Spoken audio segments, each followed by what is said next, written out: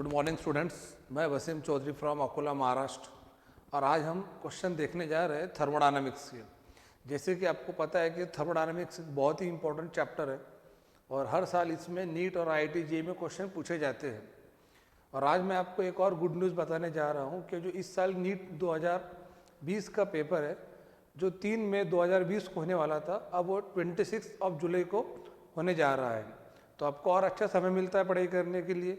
आप जो समय मिला है इसका अच्छे से यूटिलाइजेशन कीजिए और अच्छे से पढ़ाई कीजिए और टेंशन मत लीजिए और अपना खुद का भी ख्याल रखिए, ठीक है। तो let's start from first question of thermodynamics. हम यहाँ से शुरू करते हैं।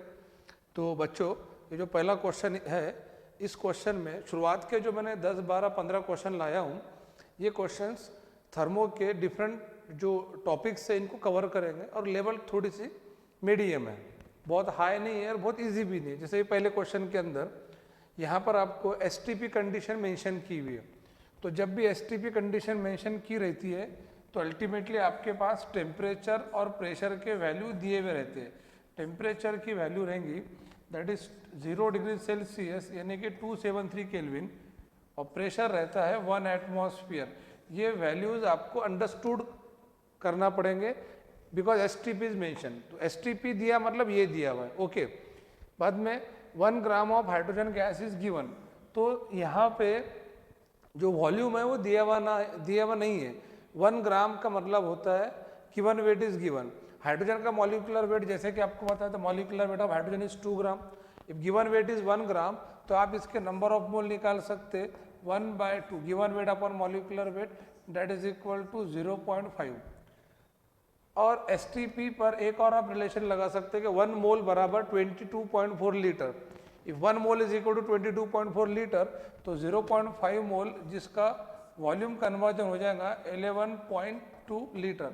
तो थोड़ा घुमा के यहाँ पे वॉल्यूम दिया गया था, डायरेक्टली नहीं दिया गया था अरे बेटा वॉल्यूम समझ ले, ऐसा नहीं था। वॉल्यूम को घुमा के दिया था। हाइड्रोजन के गिवन वेट को नंबर ऑफ मोल में कन्वर्ट करो, STP पर कंडीशन अप्लाई करो कि 1 मोल मतलब 22.4 लीटर, तो 0.5 मोल का मतलब होगा that is equal to 11.2 litre. तो this is our initial volume that is called V1।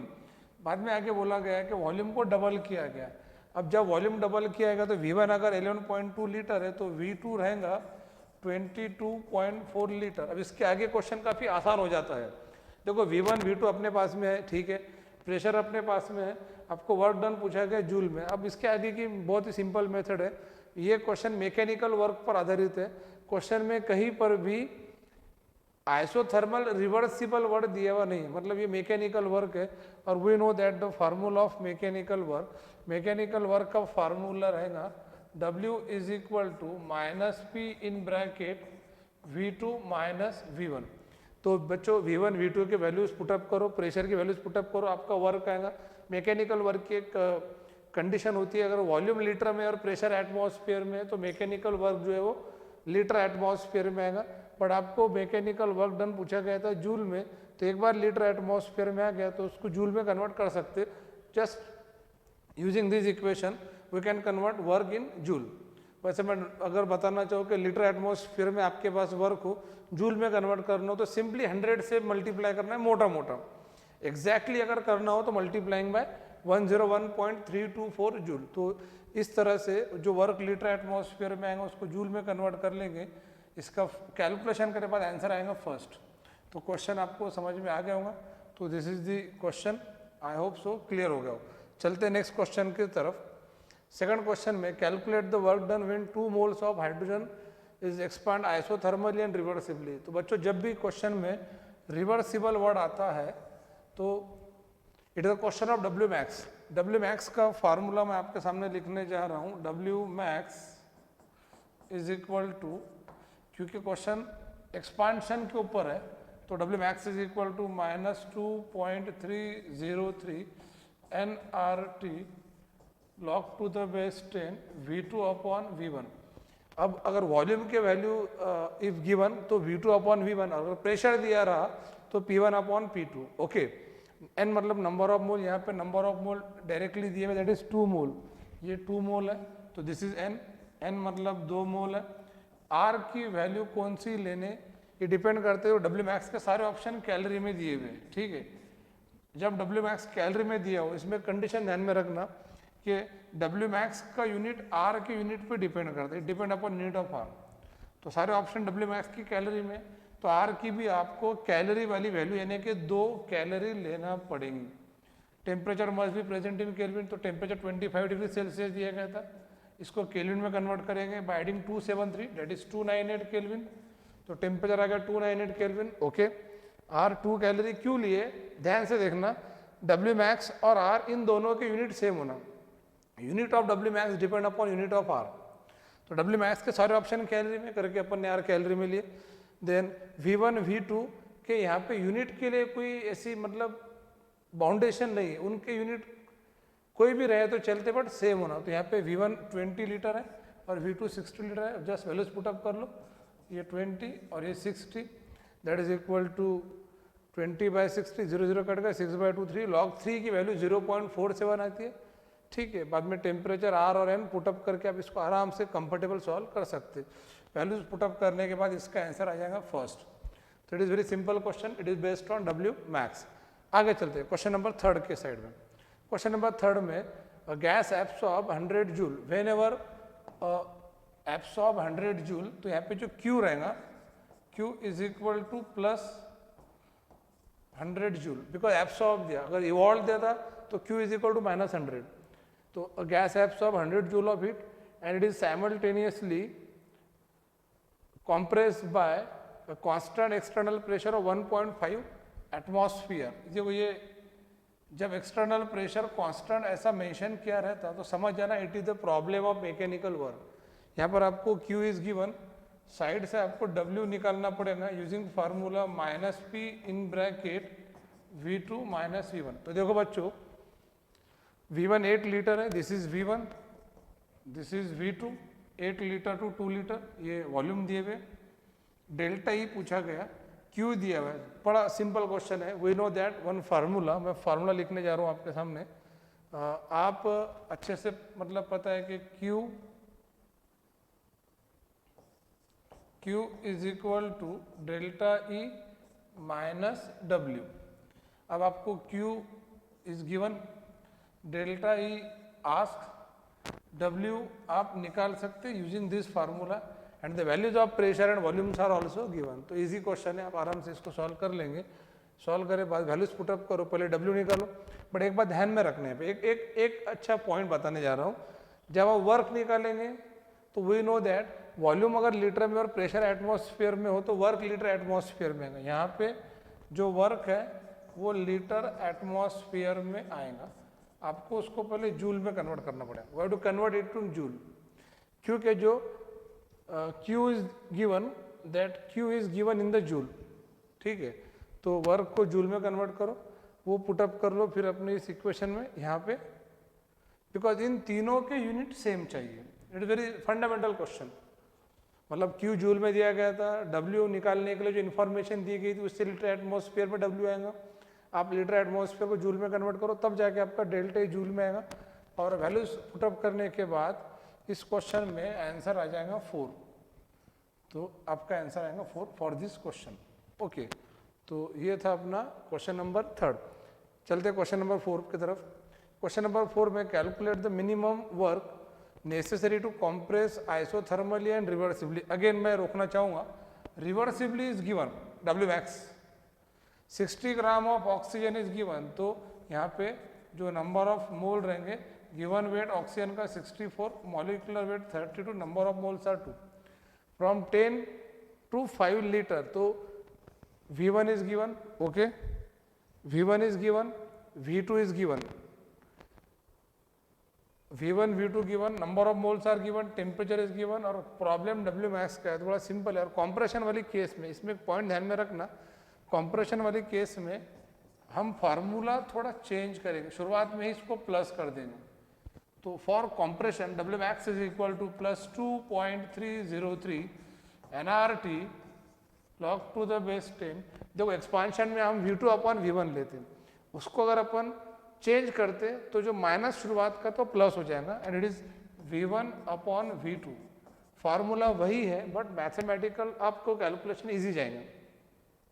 Just put the values of V1, V2, temperature and R again options are given in calorie, तो अपन are यहाँ पे लेंगे 2 calorie. वैसे are के अलग अलग वैल्यूज है, जैसे कि 8.314 वो जूल में, 0.0821 ये लीटर एटमॉस्फेयर में, कैलोरी में 2 है।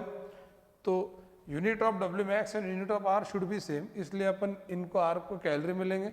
और ये सब वैल्यूज पुटअप करने के बाद यहाँ पर अगर हफ्ते वैल्यूज करते हैं तो इसका आंसर आएगा 831.8 कैलोरी। तो this is the answer of this question number 4। Easy question था डब्ल्यू मैक्स के बेसिस पे। क्वेश्चन नंबर 5, हाँ ये थोड़ा सा दमदार क्वेश्चन कह सकते हैं। क्वेश्चन नंबर 5 में रेजोनेंस एनर्जी पूछी गई है आपको, है ना, बड़ा अच्छा पॉइंट है रेजोनेंस एनर्जी। देखो बच्चों, रेजोनेंस एनर्जी के कुछ फार्मूले हैं, जिसमें से एक फार्मूले पर एक क्वेश्चन आधारित है। और इसके साथ साथ मैं आपको एक बात क्लियर कर दूं कि रेजोनेंस एनर्जी से पहले आपको बॉन्ड एनर्जी पर से डेल्टा एच निकालते आना चाहिए। ध्यान से देखना, यहाँ पर कुछ बॉन्ड एनर्जीज की वैल्यू दी हुई है, N triple bond N, N double bond N, O double bond N, N double bond, ठीक है। साथ ही N2O का हीट ऑफ फॉर्मेशन दिया हुआ है 82। तो ये जो N2O का हीट ऑफ फॉर्मेशन है, ये एक्सपेक्टेड हीट ऑफ फॉर्मेशन है। This is called expected heat of formation, it is expected. अब आपको क्या करना है, हीट ऑफ फॉर्मेशन N2O का कैलकुलेट करना है, वो रहेगा कैलकुलेटेड हीट ऑफ फॉर्मेशन। तो जो कैलकुलेटेड हीट ऑफ फॉर्मेशन रहेगा वो आपको रेगुलर मेथड से निकालना है।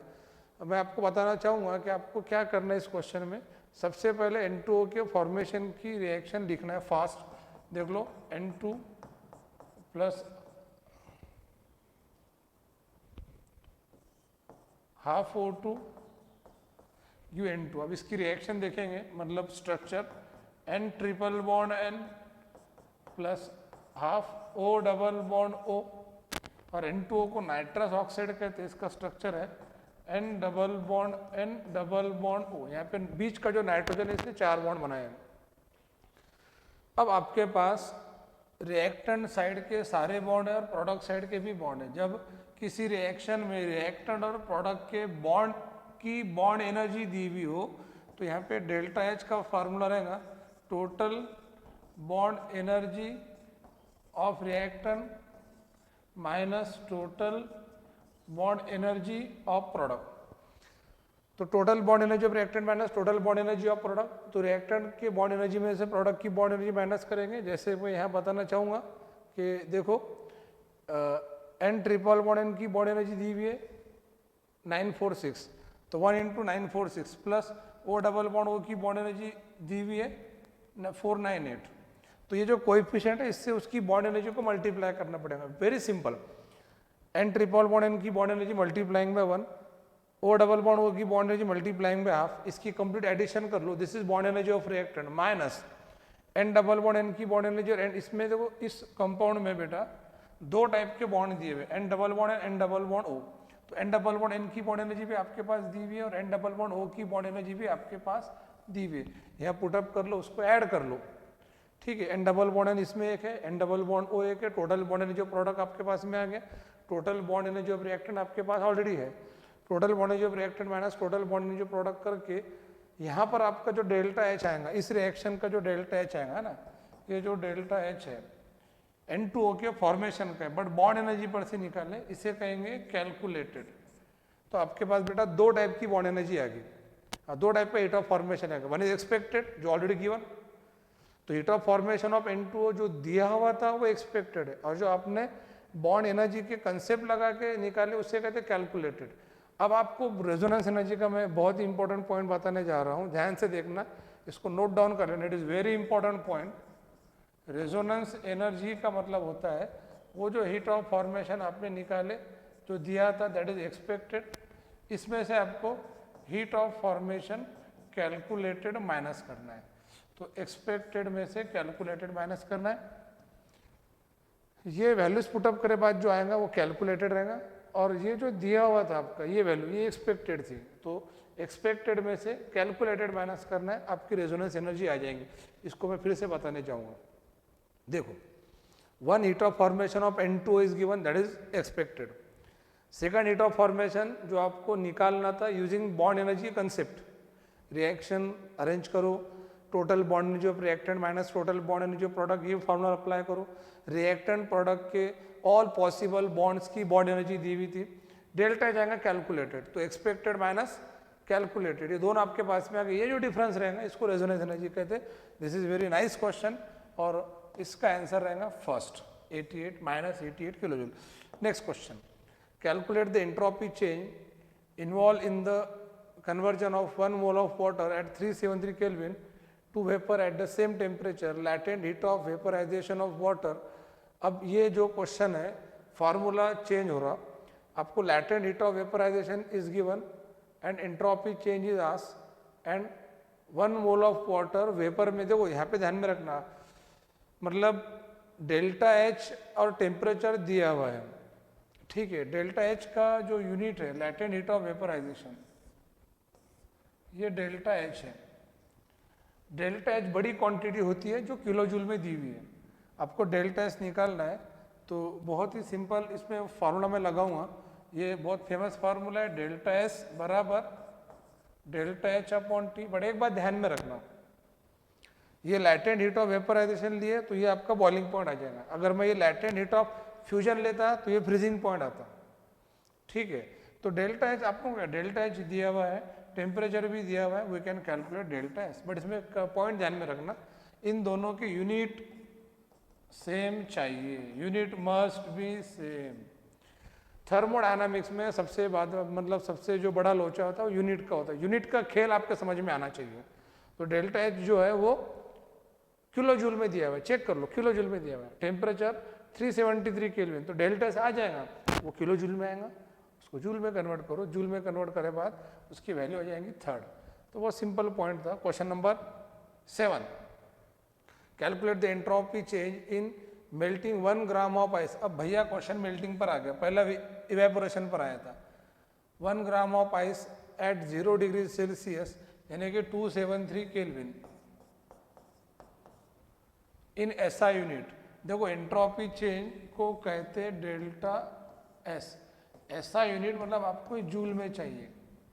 Latent heat of fusion of ice is 80, but ये कैलोरी में दिया हुआ है। तो क्वेश्चन बड़ा साफ है, सबसे पहले आपको अप्लाई करना है डेल्टा एस बराबर डेल्टा एच अपॉन टी। अभी रिसेंटली देखे थे अपन ने, delta H is given that is 80, temperature is given 0 degree Celsius means 273 kelvin. तो बच्चों आपको डेल्टा एस निकालना है, क्योंकि 80 कैलोरी में, तो जो आपका डेल्टा एस कैलोरी में आएगा, बट आपको ये पूछा गया था क्या ये जूल में निकालना है, मतलब ऐसा यूनिट में निकालना है। तो जस्ट ये आपका जो भी आंसर रहेगा इसको मल्टीप्लाई करना पड़ेगा 4.184 जूल से, because 1 calorie is equal to 4.184 joule. Simple question है, वैल्यूज पुट अप कर लो और सॉल्व करे बाद आंसर आएगा first, that is 1.226 joule. Next question, calculate the standard entropy change associated with the following reaction. अब यहाँ पर आपको स्टैंडर्ड एंट्रोपी चेंज पूछा गया, एक रिएक्शन दी हुई है P4 सॉलिड प्लस 5O2, इस रिएक्शन पे ध्यान दो,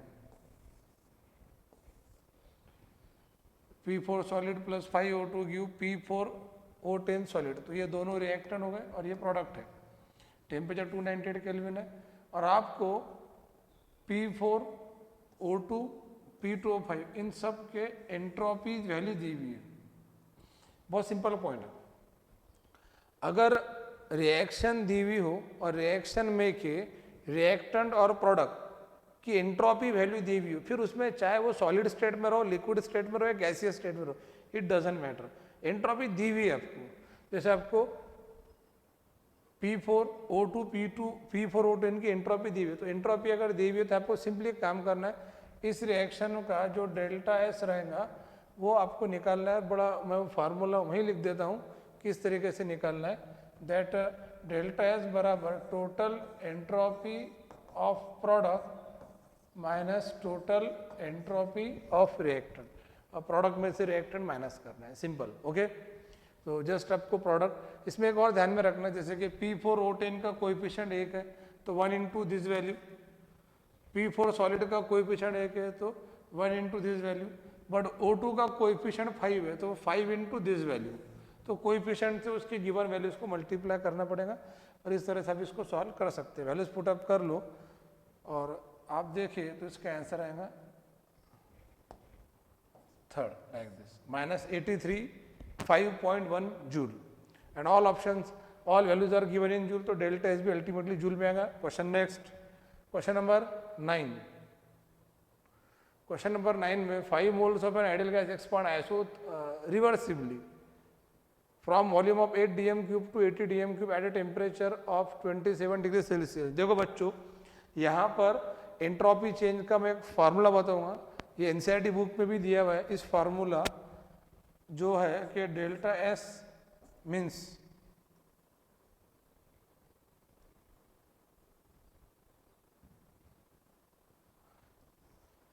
(2.303 NR log to the base 10 V2 upon V1। देखो आपको सारे वैल्यूज बस सब दिया हुआ है, number of mole that is 5, ये n है, V1 V2 टेम्परेचर इसमें दिया रहता पर इसका काम नहीं पड़ता, फॉर्मूले में सिर्फ R का काम है, ऑप्शन जूल में दिए हुए, तो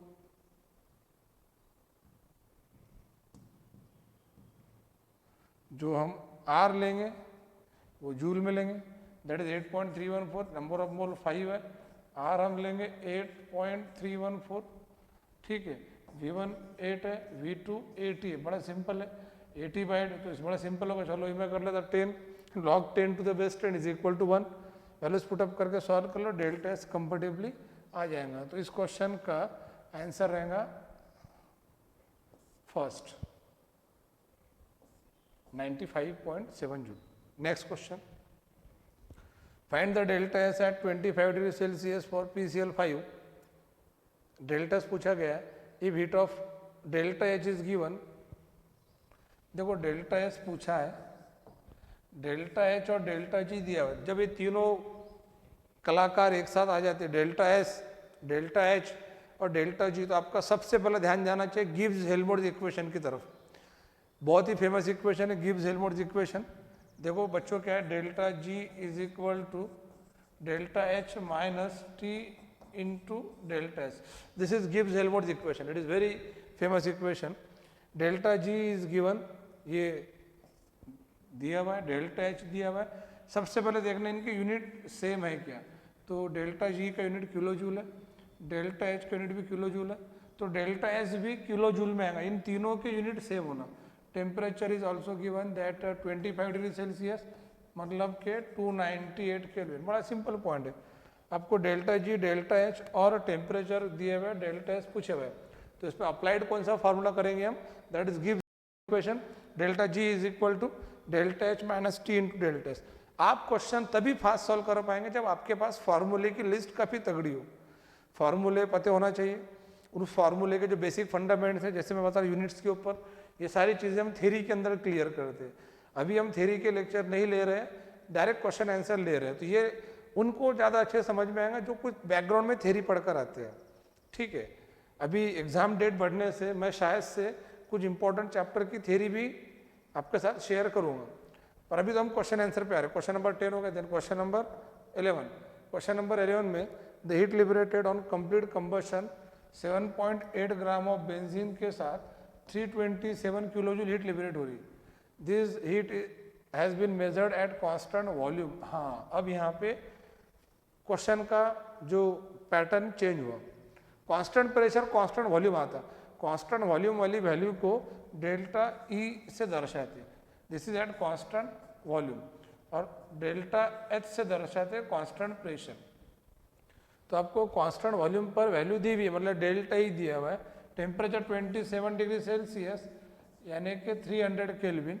calculate the heat of combustion of benzene at constant pressure.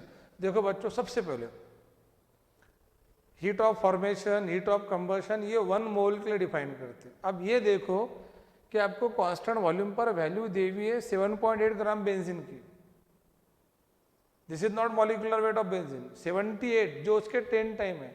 तो क्वेश्चन में क्या करना था कि ये जो वैल्यू दी गई थी 7.8 वाली, आप इस पर से 78 ग्राम के लिए निकालो, that is just point shifting game. 7.8 पर इतना है तो 78 ग्राम पर 7.8 पर ये वैल्यू है, तो 78 पर यानी 3 to 3.7270 किलो जूल। तो ये जो वैल्यू है 3270, this is the value of heat of combustion of benzene for 78 gram of benzene, means for 1 mole of benzene at constant volume. मतलब मैं इसको डेल्टा ई कह सकता, this is delta E actually. अब आपको क्या चाहिए, डेल्टा एच। दोनों को मिला के एक फार्मूला बनता है, बहुत इंपॉर्टेंट है, delta H is equal to delta E plus delta NRT. अब आपके दिमाग में लोचा आएगा, सर डेल्टा ई तो घुमा के दिए थे अपन ने निकाल लिए, डेल्टा एच चूंकि पूछे हुआ है, आर इसमें क्या लेंगे, तो R delta E delta H इन तीनों के यूनिट सेम चाहिए। चूंकि डेल्टा ई किलो जूल में दिया हुआ है तो आर की वैल्यू किलो जूल में लगेंगी, that is 8.314 into 10⁻³ kilo joule. Temperature 300 kelvin है। What about delta N? यही तो सबसे बड़ा लोचा है कि डेल्टा एन बच्चों को समझ में नहीं आता है। अब आपको डेल्टा एन निकालना पड़ेगा रिएक्शन से। इसके लिए आपको बेंजीन की कंबशन की रिएक्शन बैलेंस करना पड़ेगी। जब हम फास्ट करेंगे C6H6 plus O2 benzene liquid plus O2 gas है, इट गिव CO2 गैस। चूंकि टेम्परेचर 300 केल्विन है, वाटर के बॉइलिंग पॉइंट से कम है, वाटर का बॉइलिंग पॉइंट 100 डिग्री सेल्सियस यानी कि 373 केल्विन, तो H2O लिक्विड रहेगा। अब बच्चों कंबशन की रिएक्शन बैलेंस कैसे करती है, जरा फास्ट ध्यान देना। इधर इसमें कार्बन कितने हैं, 6, तो जितने इधर कार्बन है रिएक्टेंट में उधर उतने CO2 कर लेना, 6 CO2। तो जितने कार्बन हो उतने CO2। हाइड्रोजन कितने, 6, इसके आधे 3 H2O। तो जितने कार्बन उतने CO2, जितने हाइड्रोजन उसके आधे H2O। अब देखो इधर टोटल ऑक्सीजन, मतलब कार्बन और हाइड्रोजन को प्रोडक्ट साइड बैलेंस करना है, ऑक्सीजन को रिएक्टेंट साइड बैलेंस करना है। 6 दूना 12 और 3 15, 15 ऑक्सीजन है, इसमें ऑक्सीजन नहीं है, तो जो भी ऑक्सीजन रहेगा वो आपको यहाँ बैलेंस करना पड़ेगा, that is 15/2 O2। 15 oxygen balance करना है ना आपको, तो यहाँ पे ऑलरेडी O2 था तो 15/2, तो ये 2 गेट क्या मतलब 15 ऑक्सीजन आ गया। अब जो ये लिक्विड, ये लिक्विड, इनके नंबर ऑफ मोल काउंट नहीं करते, सिर्फ गैसेस के ही नंबर ऑफ मोल काउंट करते। N2 बराबर 6, N1 बराबर 15/2 मतलब 7.5। आप इमीडिएटली डेल्टा एन निकाल सकते हैं, delta N is equal to N2 - N1, तो 6 - 7.5 दैट इज 1.5। तो बच्चों यहाँ पे डेल्टा एन आ जाएगा 1.5। This is combustion of benzene. आपको डेल्टा ई 7.8 ग्राम के लिए दिया गया था, बट डेल्टा एच 78 ग्राम के लिए पूछा गया था। अब आप ये सोचेंगे कि सर ऐसा कहाँ बोला गया कि डेल्टा एच 78 ग्राम के लिए निकालो, ऐसा इनडायरेक्टली बोला गया। कैलकुलेट, ध्यान से देखना इस पॉइंट को, calculate heat of combustion of benzene. तो ये जो हीट ऑफ कंबशन है इसका मतलब ही होता है 1 मोल के लिए निकालना एट कांस्टेंट प्रेशर, मतलब आपको डेल्टा एच निकालना है, कंबशन और अमाउंट इज नॉट गिवन, मतलब 1 मोल मतलब 78, तो आपको 78 ग्राम बेंजीन की रिएक्शन बैलेंस करना है। तो this is the value of delta N for, यहाँ पे बेंजीन कितना लिए अपन ने, ये पॉइंट ध्यान देना, यहाँ बेंजीन लिए 1 मोल यानी कि 78, तो ये जो डेल्टा एन की वैल्यू है ये 78 ग्राम के लिए। अगर क्वेश्चन आपको ऐसा पूछा रहता है, यहाँ पे ध्यान देना, it is very important point. अगर क्वेश्चन ऐसा रहता कि 7.8 ग्राम के लिए वैल्यू इतनी है और आपको 7.8 ग्राम के लिए डेल्टा एच निकालना था, ये डेल्टा ई की वैल्यू है, इतने ग्राम के लिए आपको डेल्टा एच निकालना था, तो फिर आपको पहले ये जो रिएक्शन हमने बैलेंस करे, ये रिएक्शन बैलेंस करके डेल्टा एन निकालना था। ये डेल्टा एन 78 ग्राम के लिए आता था, फिर आपको इसमें से 7.8 ग्राम के लिए तो इसका वैल्यू आती है 0.15। At that time delta N ये रहता था। अगर 7.8 gram combustion of benzene at constant volume दिया हुआ है और 7.8 ग्राम कंबशन ऑफ बेंजीन पर ही आपको at constant pressure delta H पूछा है, तो आपको डेल्टा एन भी 7.8 ग्राम का लगता था। ये अच्छा एक कंफ्यूजिंग क्वेश्चन था, आपको डेल्टा एन की वैल्यू लेना कौन सी, यहाँ पे डेल्टा एन ये लगेगा क्योंकि आपको 1 मोल ऑफ बेंजीन के लिए डेल्टा एच पूछा गया था, है ना। तो ये क्वेश्चन था। नेक्स्ट क्वेश्चन की तरफ जाएंगे अपन। Calculate the standard internal energy change from the following reaction at 25 degree Celsius.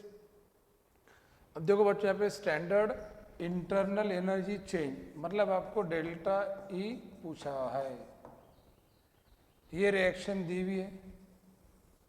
अब आप इस रिएक्शन पर से डेल्टा एच निकाल सकते, इस रिएक्शन पर से आप डेल्टा एन भी इजीली बोल सकते। देखो इजी है, लिक्विड के नंबर ऑफ मोल काउंट नहीं करते, सिर्फ गैसेस के नंबर ऑफ मोल काउंट करते, इसका कोएफिशिएंट 1 है।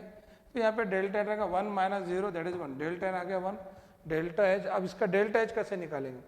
इस रिएक्शन में जो रिएक्टेंट है H2O2 और जो प्रोडक्ट है H2O और O2 चूँकि एलिमेंट है, एलिमेंट की हीट ऑफ फॉर्मेशन की वैल्यू 0 होती है। ध्यान में रखना, द हीट ऑफ फॉर्मेशन यानी कि enthalpy of any element in elementary state 0, तो O2 का हीट ऑफ फॉर्मेशन 0 है। H2O2 और H2O के देखो हीट ऑफ फॉर्मेशन आपको दिए हुए कि नहीं, है ना, ये हीट ऑफ फॉर्मेशन की वैल्यूज है H2O2 और H2O की। जब आपको क्या करना है, यहाँ पे डेल्टा एच पहले निकालना पड़ेगा, टोटल हीट ऑफ फॉर्मेशन। मैं फॉर्मूला लिख देता हूँ कि आपको पहले डेल्टा एच निकालना पड़ेगा, total heat of formation of product minus total heat of formation of reactant. आपको क्या करना है, ये जो प्रोडक्ट और रिएक्टेंट की हीट ऑफ फॉर्मेशन के वैल्यूज दिए हुए ये पुटअप करके डेल्टा एच निकालना है। डेल्टा एच एक बार आ गया तो डेल्टा एच आने के बाद फिर आपने वही regular formula that delta H is equal to delta E plus delta NRT. Delta H यहाँ रख दो, डेल्टा ई पूछा गया था, डेल्टा एन अपन ने ऑलरेडी निकाल चुके रिएक्शन में, दिस इज डेल्टा एन, वो रखना है, डेल्टा एन भी रखना है। आर एक बार ध्यान में रखना है कि आपका जो डेल्टा एच है वो किलो जूल में आएगा, क्योंकि फॉर्मेशन किलो जूल में दिए हुए, तो आपको आर की वैल्यू भी किलो जूल में लेना पड़ेंगी। इस क्वेश्चन में delta H delta E R इनकी यूनिट सेम चाहिए, टेम्परेचर केल्विन में चाहिए, डेल्टा एन दिया हुआ है, आप आराम से वैल्यूज पुटअप करके सॉल्व कर सकते। तो इस क्वेश्चन का वैल्यूज पुटअप करने के बाद आंसर आएगा फर्स्ट। जो रिसेंटली अपन ने क्वेश्चन देखे पिछले वाला है ना, इसमें आंसर आएगा सेकंड। इसके पहले का क्वेश्चन, इसका आंसर आएगा थर्ड, और इसके पहले के क्वेश्चन का आंसर में ऑलरेडी बता चुका था। तो लाइक दिस अपन आ गए क्वेश्चन नंबर 13। क्वेश्चन नंबर 13 बड़ा खास है। देखो क्वेश्चन नंबर 13 में क्या दिया हुआ है, when glucose is oxidised in the body about 40% of the energy evolved in the reaction is available for the molecular activity। molecular activity नहीं, एक्चुअल में muscular activity, it is for muscular activity। यहाँ पे I think muscular होना चाहिए था। How much energy is obtained from the oxidation of 4 gram of glucose। ये question पता कैसा है और दिया हुआ है, given that the heat of combustion of glucose is -281। जो फंडामेंटल नॉलेज आपको चाहिए, ग्लूकोज का हीट ऑफ कंबशन की वैल्यू इतनी दी हुई, मतलब ये value upon 1 mole of glucose के लिए ले सकते हैं, और वी नो दैट ग्लूकोज का मॉलिक्यूलर वेट है 180। तो मैं सबसे पहले क्या करूँगा, मैं सबसे पहले ये लिख के रख दूंगा कि 180 ग्राम ग्लूकोज का जब कंबशन होगा तो -2817 किलो जूल एनर्जी मिलेगी। अब आपको ये बोला गया था how much energy is obtain from the oxidation of 4 gram of glucose, तो 180 ग्राम के लिए अगर इतनी वैल्यू है तब 4 ग्राम के लिए पहले निकालो 4 ग्राम से एनर्जी कितनी मिलेंगी, और उस एनर्जी का 40% मस्कुलर वर्क के लिए यूज हो रहा है, मस्कुलर एक्टिविटी के लिए यूज हो रहा है। तो heat of combustion of glucose is this value, okay. तो 180 ग्राम कंबशन डिफाइंड फॉर 1 मोल, और 1 मोल ऑफ ग्लूकोज 180 ग्राम, 180 ग्राम के लिए इतना रहेगा। तो बच्चों अपन इमीडिएटली क्या करेंगे इस पर से, देयरफॉर 4 ग्राम के लिए निकाल लेंगे, that is x kilo joule. तो इतनी एनर्जी मिलेंगी आपको 4 ग्राम से। बट लिमिटेशन है इस क्वेश्चन की, और लिमिटेशन ये है कि 40% पार्ट ही उसका यूज होगा मस्कुलर एक्टिविटी के लिए। तो अपन क्या करेंगे, 4 ग्राम से निकाल लेंगे x किलो जूल। ये जब आपका आ जाएगा x आ जाएगा तो आपको x की वैल्यू मैं एक टेंटेटिव कैलकुलेशन करके बता सकता है इसमें। तो जो x रहेगा क्रॉस मल्टीप्लीकेशन करके 62 किलो जूल आएगा ऑल नियर अबाउट। अब ये हो रहा 4 ग्राम से मिलने वाला एनर्जी, 4 ग्राम ग्लूकोज से मिलने वाला एनर्जी, बट इसका 40%। तो अब इमीडिएटली आपको क्या करना पड़ेगा, देखो ये जो है ये आपको इसका 40% निकालना है, मतलब 100 का 40%, तो आपको 62 का निकालना है, that is y। Then again cross multiplication कर लेंगे तो y बराबर 25 किलो जूल के आसपास आना चाहिए क्रॉस मल्टीप्लीकेशन करने के बाद। तो इसमें आंसर रहेगा very good 25 kilo joule, like this. Simple question. Next question number 14 born Haber cycle पर आधारित है। You know that is what is born Haber cycle. Born Haber cycle generally lattice enthalpy count करने के लिए निकाली जाती है ना। तो इसमें क्या दिया हुआ है, the lattice energy of NaCl is -780 kilo joule. The enthalpies of hydration of Na positive ion and lattice enthalpy का मतलब ये होता है जब किसी आयनिक कंपाउंड का 1 मोल सॉलिड स्टेट में उसके कंस्टिट्यूएंट गैसियस आयन से बनेगा। जैसे NaCl सॉलिड के एलिमेंट कौन थे, Na और Cl, तो आपको उन एलिमेंट को उनकी गैसियस स्टेट में लेना है, मतलब Na positive gas plus Cl negative gas you NaCl solid.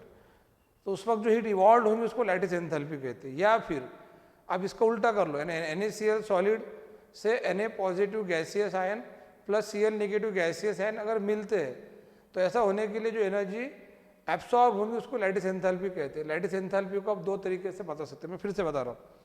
एक तो 1 mole of ionic compound of Na solid form from its gaseous ion at that time the evolved it is called lattice enthalpy. Yeah, when 1 mole of ionic compound dissociate into its gaseous ion, उस वक्त जो heat absorb होंगे उसको lattice enthalpy कहते हैं। मैं reaction में बहुत अच्छे से समझा के दिखा सकता है आपको। देख लो ये यहाँ पे इस रिएक्शन में देख लो कि NaCl सॉलिड डिसोसिएट होकर Na positive gaseous ion Cl negative gaseous ion दे रहा है, तो इसको कहते हैं lattice enthalpy. This reaction is called lattice enthalpy.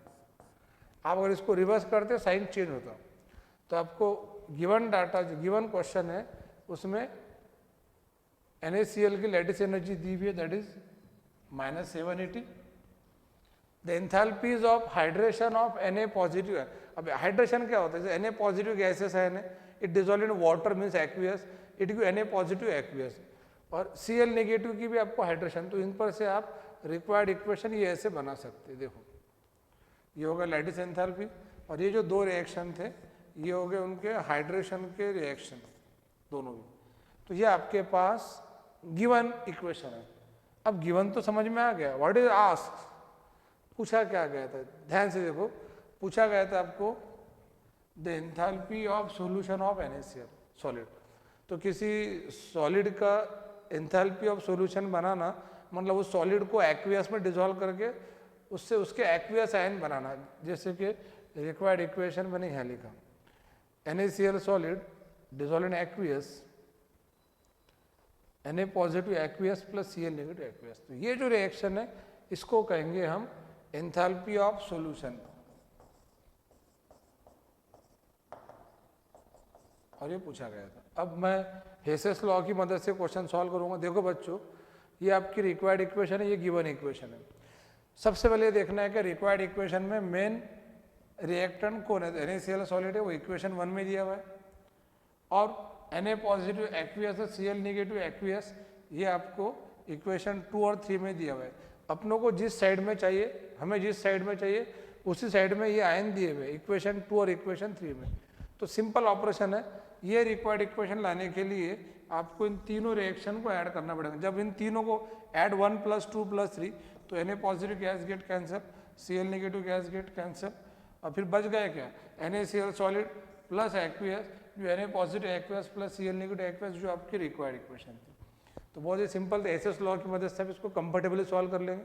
जो डाटा दिया गया था उनको रिक्वायर्ड इक्वेशन, जो पूछा गया था रिक्वायर्ड इक्वेशन, और जो डाटा दिया गया था गिवन इक्वेशन अरेंज करना है, और गिवन इक्वेशंस को रीअरेंज करके आपको रिक्वायर्ड इक्वेशन तक के पहुंचना था। It is just question based on Hess's law, बड़ा नॉर्मल क्वेश्चन है, अगर आपको मीनिंग समझ में आता है तो आप वैल्यूज पुटअप करके इन सब की नॉर्मल एडिशन ही करना था, है ना, माइनस माइनस और दिस प्लस नॉर्मल एडिशन करके आंसर आ जाएगा 10 वैल्यूज पुटअप करके। नेक्स्ट क्वेश्चन, अगला क्वेश्चन फिर से बॉन्ड एनर्जी पर आ गया भैया। एक रिएक्शन दी हुई है CH2 double bond CH2 plus H2, तो आप खुद ही सॉल्व कर लेंगे, मैं सिर्फ हिंट देता हूँ। हिंट ये है कि इस इथीन के हाइड्रोजनेशन के जो रिएक्शन है आप इसको स्ट्रक्चर फॉर्म में लिखो। चलो इसको स्ट्रक्चर फॉर्म में मैं लिख देता हूँ, और आपको उसका डेल्टा H पूछा गया था और सब जो टाइप्स के बॉन्ड है उनकी बॉन्ड एनर्जी दी गई थी। देखो C बॉन्ड H दिया हुआ है, C bond C double bond C H bond H, यही बॉन्ड रहते हैं उसके स्ट्रक्चर में। इथीन के हाइड्रोजनेशन की रिएक्शन मैं लिखूंगा तो वो रिएक्शन रहेगी H bond C bond H double bond C bond H bond H, ये आगे ethene that is CH2 double bond CH2 plus H bond H, it give H bond C bond H bond H bond C bond H bond H, ये आपको delta H पूछा गया था। जैसे कि आपको पता है कि जब बॉन्ड एनर्जी दिए हुए रहते उस वक्त फार्मूला हम लगाते हैं total bond energy of reactant minus total bond energy of product, बस आपको वैल्यूज पुटअप करना है। अब रिएक्टेंट की बॉन्ड एनर्जी कैसे रहेंगी, तो 1 into C double bond C plus 4 into C bond H plus 1 into H bond H, this is total bond energy of reactant, and 1 into C bond C single bond C के दो type के bond है, double bond में single bond में, दोनों की bond energy आपको दी हुई है। 6 इंटू C बॉन्ड H, ये रहेंगे total bond energy of product. तो total bond energy of reactant minus total bond energy of product, इस तरह से हम डेल्टा H निकाल सकते हैं। देखो रिएक्टेंट में से प्रोडक्ट माइनस करने की जो प्रथा है, जो रिवाज है, वो दो जगह पे यूज किया जाता है। जब आपके पास रिएक्टेंट प्रोडक्ट की बॉन्ड एनर्जी दी हो, या जब आपके पास रिएक्टेंट और प्रोडक्ट के हीट ऑफ कंबशन की वैल्यूज दी हुई हो। मैंने थ्योरी में बताया था बहुत बार इस बात को कि 2 ही बार ऐसा होता है कि आपको रिएक्टेंट में से प्रोडक्ट माइनस करना है, अदरवाइज ज़्यादातर आपको रिएक्शन का डेल्टा H निकालना रहता है, तो प्रोडक्ट में से रिएक्टेंट माइनस करना होता है, प्रोडक्ट में से रिएक्टेंट। तो रिएक्टेंट में से प्रोडक्ट माइनस करेंगे when the bond energies of reactant और प्रोडक्ट इज गिवन, और when the heat of combustion of reactant और प्रोडक्ट इज गिवन, तब आप रिएक्टेंट में से प्रोडक्ट माइनस करेंगे। तो आज के लिए थर्मोडायनामिक्स में ये क्वेश्चन काफ़ी थे। ये 15 क्वेश्चन मैंने कोशिश कर रहा हूँ कि अलग अलग कंसेप्ट पर से लिए जाए। कैलकुलेशन इतने टफ नहीं थे, लेवल भी ठीक ठीक थी। हम अगले लेक्चर्स में और अच्छे एडवांस क्वेश्चन देखेंगे। थर्मोडायनामिक्स पर कम से कम 50 से 60 क्वेश्चन तो भी आपने देखना चाहिए। इनको कवर करने के लिए 3 से 4 लेक्चर लग सकते। तो प्यारे बच्चों, आप इन सब क्वेश्चन जो मैंने आज लिए, इन सब